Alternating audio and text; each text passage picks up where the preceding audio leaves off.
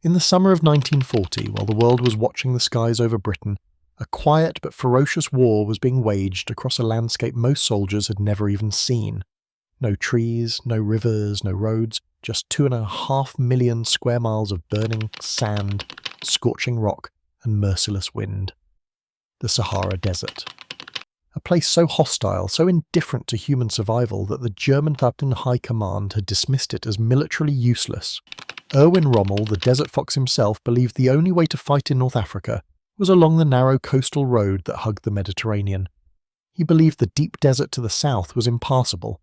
He was wrong, and the man who proved him wrong did it with a vehicle you could have bought at any Chevrolet dealership in 1939.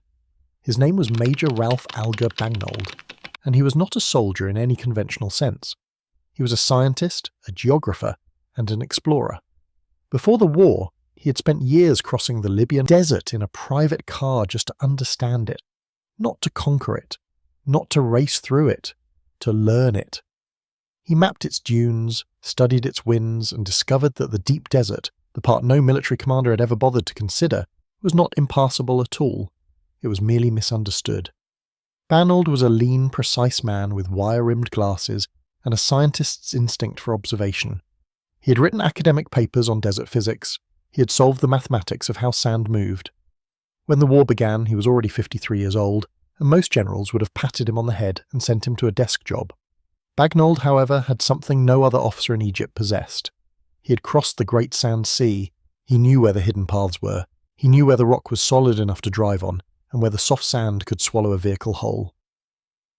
And he had an idea that would rewrite the rules of desert warfare forever. In June of 1940, Bagnold walked into the office of General Archibald Wavell, the Commander-in-Chief of the Middle East Command, and made him an offer. "Give me 6 weeks, the right men and the right trucks, and I will put a force behind Rommel's lines that he will never see coming." Wavell, a brilliant strategist who understood the value of unconventional thinking, gave him the men. But finding the right trucks turned out to be the first battle. The British Army in Egypt had access to a variety of military vehicles, and the obvious choice might have been one of the standard-issue military lorries already in the supply chain. Bagnold rejected every one of them. He needed something different. He needed a vehicle with a powerful but fuel-efficient engine, a chassis that could survive the savage punishment of driving across open desert for days at a time, and enough cargo capacity to carry the food, water, fuel, and ammunition needed for deep penetration missions lasting weeks. After careful study, he settled on a vehicle that the Army quartermaster nearly laughed him out of the office for requesting. The Chevrolet 30 weight commercial truck, a grocery vehicle, a farm truck, a civilian workhorse built for delivering goods around peacetime cities, not fighting wars in one of the most brutal environments on Earth. The Chevrolet Dobie 300 chassis was chosen for reasons that were, in Bagnold's words, purely scientific. Its 6-cylinder engine produced a reliable 85 horsepower while returning an exceptional fuel economy for its class, critical when the nearest fuel dump could be 500 miles away. Its frame was robust without being excessively heavy. Its mechanical components were simple enough for field repair with basic tools, and crucially, the Chevrolet's wheel track, the distance between the left and right tyres, was narrow enough to make it more stable on the steep sides of sand dunes than wider military vehicles, which had a dangerous tendency to roll. Bagnold had studied these things. He had driven the desert before the war in private Fords and Chevrolets, and he knew exactly which machine could survive it. But buying civilian trucks was only the beginning.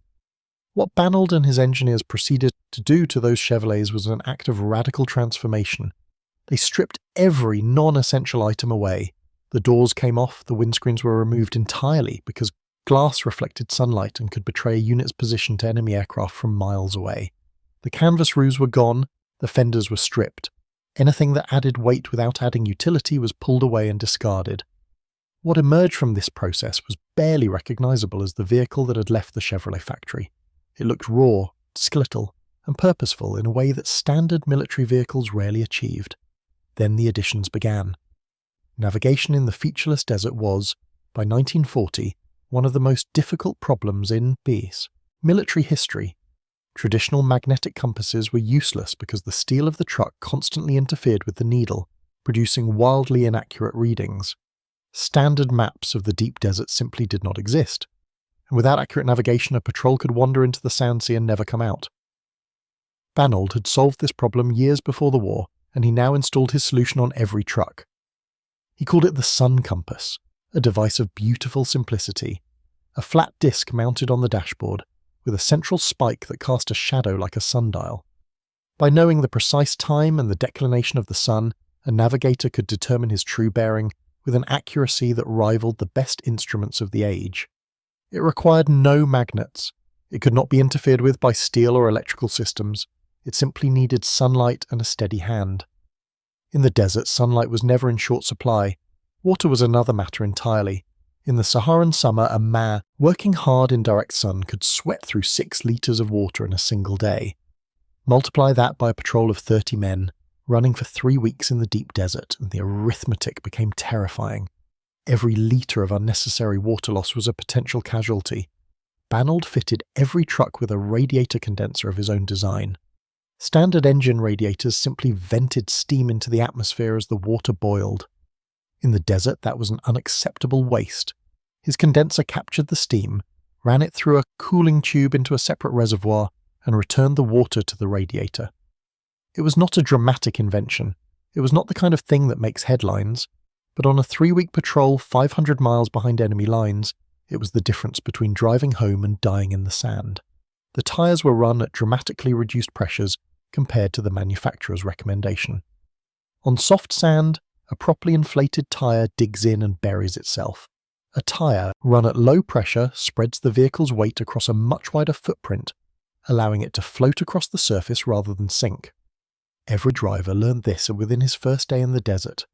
Steel sand channels, each roughly 5 feet long and pressed with a ribbed surface for grip, were bolted along the sides of every truck.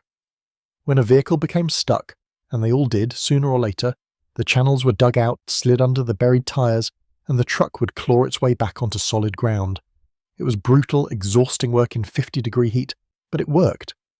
Then there was the firepower.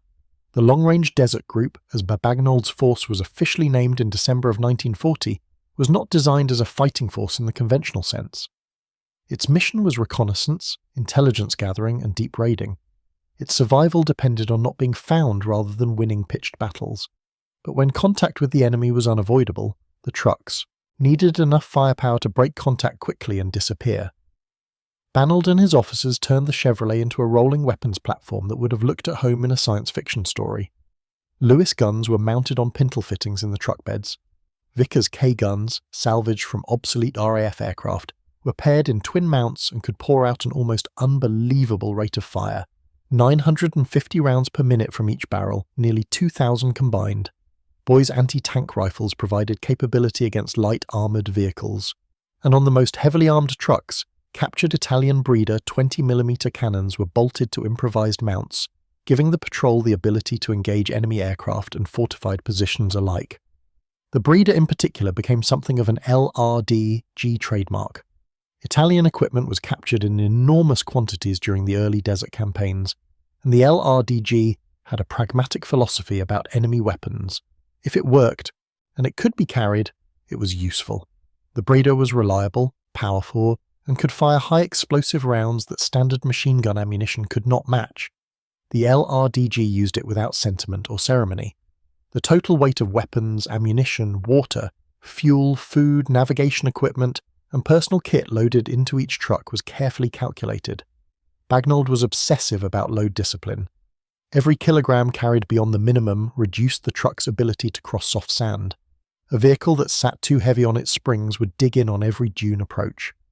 He established strict weight limits for each truck and enforced them with the same rigour a ship's captain applies to cargo manifests.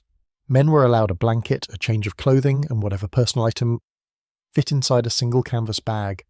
Everything else served the mission. There was no room for comfort and no room for sentiment, only the precise weight of what was necessary to get there and get back. Bagnold assembled his first patrols from an unlikely collection of men. New Zealanders formed the initial core. Farmers, shepherds, and station hands from the South Island who'd grown up working with machines in difficult terrain. They were self-sufficient, mechanically gifted, and constituted for, as their commanding officers would later note, perhaps the most naturally suited desert soldiers in the British Empire. Rhodesians and guardsmen followed, along with specialists in navigation, signals, and vehicle mechanics. Every man had to be able to drive, navigate, maintain his vehicle, and fight. There were no passengers in the long-range desert group. The first major operation came in January of 1941, and it announced the LRDG's existence to the world in a way no one on the Axis side had anticipated. 2 patrols drove south from Egypt into the deep desert, crossed the Libyan border without being detected, and descended on the Italian garrison town of Merzuk, deep in the Fezzan region. Merzuk sat 1,000 miles from the nearest Allied base. The Italians considered it untouchable. It had a fort, an airfield with aircraft on the ground, and a garrison that had never imagined an enemy could reach it overland. They were wrong. The LRDG patrols hit the fort and airfield simultaneously, destroying aircraft on the ground, killing defenders, and igniting fuel and ammunition dumps before vanishing back into the desert. The entire assault lasted less than an hour. By the time Italian reinforcements began to respond, the attackers were already 100 miles away and moving fast. The Merzuk raid did not decide the North African campaign on its own, but it proved something of immense strategic importance. The desert was not a barrier, it was a highway, if you knew how to use it, and the long-range desert group knew. Word spread through the Axis command and that something new and dangerous was operating in the Sahara, something that seemed to appear from nowhere, strike without warning and disappear before a response could be organised. German intelligence reports from the period describe a sense of bewilderment. How were the British reaching these places? How were they surviving in the deep desert for weeks at a time? The answer was sitting in those stripped-down Chevrolets, packed with water, fuel and a sun compass bolted to the dashboard. The Road Watch was perhaps the single most valuable intelligence operation the LRDG conducted. Beginning in mid-1941 and running through most of the desert campaign, small LRDG teams inserted themselves into concealed positions alongside the Via Balbia, the main coastal road used by Rommel's Africa Corps for all resupply and troop movement. Lying hidden in the scrub and rock, sometimes for days at a stretch, these teams counted and recorded every vehicle that passed, every tank, every fuel truck, every ammunition lorry. Every piece of artillery towed along that road was logged, described, and radioed back to Allied intelligence headquarters in Cairo. The information was extraordinarily precise, and more importantly, continuous. Allied planners could track the rhythm of Rommel's supply convoys in near real time. They knew when shortages were developing. They knew when major offensives were being prepared. The Road Watch did not fire a single shot. It did not destroy a single vehicle. But the intelligence it provided shaped the decisions of generals and arguably shortened the campaign by months. It was during this period that the LRDG formed one of the most famous partnerships in the history of special operations. A young officer named David Sterling had conceived of a new kind of unit, small groups of parachute-trained soldiers who would drop behind enemy lines and destroy aircraft on the ground. He called it the Special Air Service. Sterling was brilliant, audacious, and supremely confident. He was also, in the early phase of his concept, dependent on the LRDG for almost everything that required actually reaching the target. Parachute insertions had proven unreliable in the desert conditions. Strong winds scattered men across miles of open ground. The casualties from jump operations were unacceptable. Sterling needed another way in and another way out. The LRDG provided both. The arrangement was simple and brutally effective. LRDG navigators, driving their stripped Chevrolets, would guide SAS raiding parties across hundreds of miles of empty desert to a drop-off point near the target. The SAS men would go in on foot, plant their bombs, and retreat to a pre-arranged pickup point. The LRDG would be waiting. The trucks would be loaded with the raiders and their equipment, and the whole force would drive back into the desert before daylight exposed them. Sterling's men referred to the LRDG as the Libyan Desert Taxi Service, and they meant it as the highest possible compliment. Without the Chevrolets, without the sun compasses, without the radiator, condensers and the low-pressure tyres and the stripped-down chassis built for punishment, without all of that, the early SAS operations would have been impossible. The SAS raids on Axis airfields during late 1941 and into 42 were devastating. Aircraft were destroyed on the ground by the dozens using small incendiary devices called Lewis bombs. Each aircraft destroyed on the runway cost the enemy far more than the same aircraft would have cost if lost in aerial combat, because airfield destruction eliminated maintenance crews, spare parts, fuel, and the replacement process. The SAS and LRDG together produced an asymmetric impact on the air war over North Africa that were wildly out of proportion to the number of men involved. The Germans never managed to effectively counter it because they never fully understood how the force was getting in and out of the desert. The Chevrolet remained invisible to their thinking, but it was a Chevrolet that also led to one of the campaign's most strategically decisive moments. In late 1942, as Field Marshal Bernard Montgomery was preparing his push through Tunisia to break the German defensive line known as the Mareth Line, the LRDG was tasked with a mission of critical importance. Intelligence suggested that the Mareth position, which Rommel's forces had fortified heavily, could potentially be outflanked through a passage in the Jebel Dahar hills to the south. But no such passage had ever been confirmed. No map showed it. No Allied officer had driven it. Bagnold's men were sent to find out if it was real. Captain Nicholas Wilder led the patrol that made the discovery. Driving south in a column of Chevrolets, navigating by sun compass across ground that no military vehicle had crossed before, Wilder's patrol found the gap. It was narrow. It was rough. It was barely more than a camel track in places, but it was passable. Jeeps and trucks could get through. And if jeeps and trucks could get through, an armoured division could follow with engineering support. Wilder mapped the route in detail, radioed the findings to headquarters, and drove his patrol home. The route he had discovered became known as Wilder's Gap. Montgomery used it to send the New Zealand Corps on a flanking march that outpaced the German defences entirely and forced a retreat that unravelled the Mareth Line in days. The battle that might have cost thousands of lives and weeks of frontal assault was decided by the man who found a path through the hills in a grocery truck.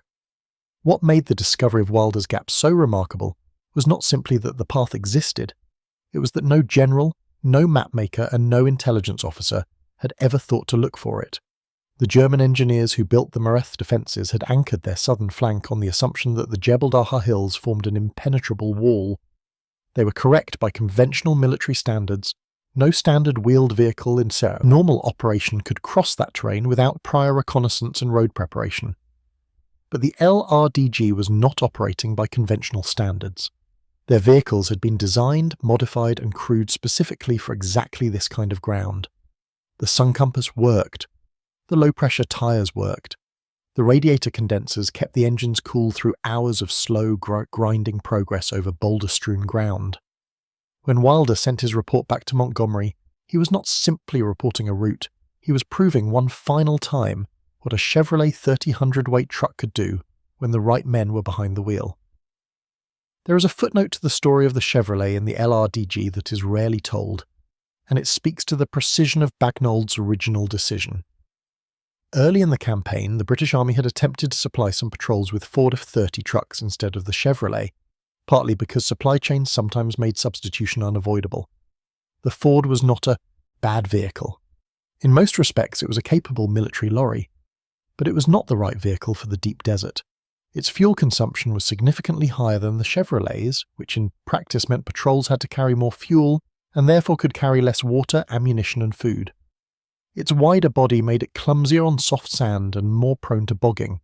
Its mechanical systems, while robust in normal conditions, were more vulnerable to the particular kind of fine Saharan grit that worked its way into everything and wore components down from the inside. Men who drove both vehicles in the desert consistently preferred the Chevrolet. The margin of difference was not enormous in any single category. But in the desert, margins compound. A vehicle that uses 5% more fuel on a 10-day patrol creates a logistics deficit that can cascade into disaster. Bagnold had understood this from his pre-war desert crossings. The Chevrolet was not a compromise, it was a calculation. By the time the North African campaign reached its conclusion in May of 1943, the long-range desert group had completed over 200 patrols covering tens of thousands of miles of desert. They had operated for weeks at a stretch at distances from any supply base that would have been considered impossible by conventional military planning. They had never been decisively defeated in the field. Their losses, while real and mourned, were remarkably small given the nature of their operations. Rommel, writing after the war, acknowledged the LRDG and forces like them with a directness that carried the weight of professional respect from one soldier to another. He stated that they had caused more damage to his operations than any other British unit of equal strength. For a force that at its peak never numbered more than 350 men, that is an extraordinary legacy. But the story does not end in the Sahara. The LRDG did not stand down when the Desert War ended. The unit was reconstituted and redeployed with the same stripped-down philosophy and the same emphasis on self-sufficiency, small unit skill, and the willingness to go where conventional forces could not follow. In the Aegean, they conducted raids on German-held islands, inserting by Kayik, small Greek fishing boats, and operating much as they had in the desert, moving fast, hitting hard and disappearing before a response could be organised. In Italy and Yugoslavia, they penetrated deep behind German lines, gathering intelligence, supporting partisans, and disrupting communications in a theatre of war defined by difficult terrain and limited roads. The philosophy that had been built around a Chevrolet 30-hundredweight truck in a Cairo workshop was proving to be transferable to any environment where conventional thinking failed. And yet it was always the desert that defined them. It was always the image of those skeletal trucks moving across open sand under a bleached sky, bristling with weapons loaded with water and fuel, and the quiet competence of men who had learned to treat the desert as a partner rather than an enemy. They knew how to read the ground the way sailors read water, sensing where the surface would support them and where it would swallow them. They navigated by the sun with instruments built from first principles. They repaired their vehicles in the open air with tools carried in wooden boxes bolted to the truck frames. They cooked their food on small fires fueled by petrol tipped into sand, a trick that produced a clean, controllable flame. They slept under the stars in temperatures that could drop 40 degrees from the midday peak to the pre-dawn chill. And they did all of this in vehicles that had been assembled not in a specialized military factory, but on a commercial production line in Michigan. The LRDG's success produced a ripple effect through the British Army's thinking about special operations that is still felt today. The unit demonstrated that small forces, given exceptional training, excellent equipment suited to their environment, and freedom from conventional tactical doctrine, could achieve effects completely disproportionate to their size. They did not need to fight conventional battles. They needed to be invisible, self-sufficient, and precise. Those principles, invisibility, self-sufficiency, precision, became the foundational philosophy of British Special Forces in the decades that followed. The Special Air Service, freed from its early logistical dependency on the LRDG by better equipment and more refined insertion techniques, carried those principles forward. The influence of what Bagnold built in the summer of 1940 echoes through the structure of modern unconventional warfare in ways that military historians are still tracing. Ralph Bagnold himself was awarded the Order of the British Empire for his work, and returned after the war to his scientific career, publishing groundbreaking research on the physics of blown sand that became a foundational text in the study of desert geomorphology. His work on how wind moves sand particles was so precise and so practically useful that it remained the standard reference in its field for decades and is still cited by researchers today. He was not simply a soldier who happened to like the desert. He was a scientist who had understood something about the desert that no military commander had previously grasped, and who had applied that understanding to build an instrument of war from the most unlikely of raw materials. A commercial truck, a sun compass on the dashboard, a condenser bolted to the radiator, steel sand channels strapped to the sides, twin Vickers K guns on a welded mount in the truck bed, and 30 men who knew how to read the sky. Rommel built his legend on bold armoured thrusts along a coastal highway.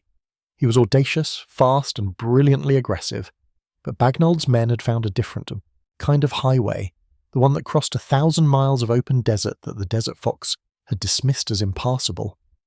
Every road watch report that reached Cairo, every airfield that Sterling's men reached in an LRDG Chevrolet, every patrol that mapped an unmarked pass through hills no military map had ever recorded.